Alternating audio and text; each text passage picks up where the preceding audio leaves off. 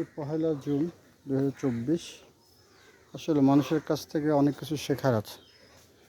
প্রথমে মনে করছিলাম এটা একটা কবরস্থান, পরে ভালো মতো খেয়াল করে দেখলাম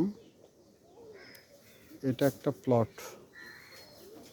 তো এই প্লটে অনেক বাঁশ বোনা হয়েছে। তো অনেক কিছু শেখার আছে, এই জন্যই বললাম যে আমি আমার 2টা প্লটে গাছ লাগাইছি এবং 1.5 লাখ টাকা দিয়ে আমরা 2 ভাই মিলে বাউন্ডারি দিছি।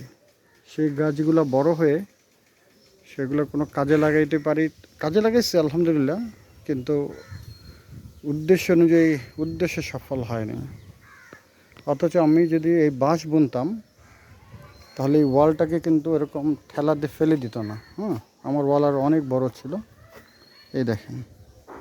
সো কারো যদি এরকম প্লট থাকে, এরকম একটা প্লটে বাঁশ বুনে দেওয়াটা ভালো, এবং বাঁশের ভ্যালু অনেক বেশি, প্রচুর হয় বাঁশ, ফেলনা হবে না, কাজে দেবে। সো বাঁশের ব্যাপারে একটা তথ্য দেই। পৃথিবীর সবচেয়ে দ্রুত বর্ধনশীল ঘাস জাতীয় গাছ হচ্ছে গিয়ে এটা। দৈনিক প্রায়, ছোটোবেলায় সাধারণ জ্ঞানে পড়েছি, দৈনিক প্রায় 1 ফিট বাড়ে আর কি।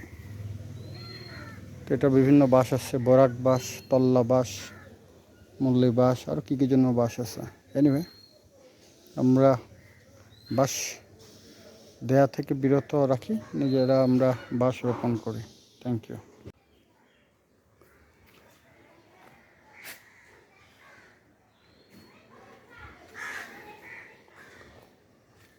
খালিশাকান্দি 1994 সাল। এই সেই বাঁশ বাগান। এটা প্রায় 3 কাঠা বা 4 কাঠা মধ্যে বাঁশ বাগান, খুব ভালো লাগলো।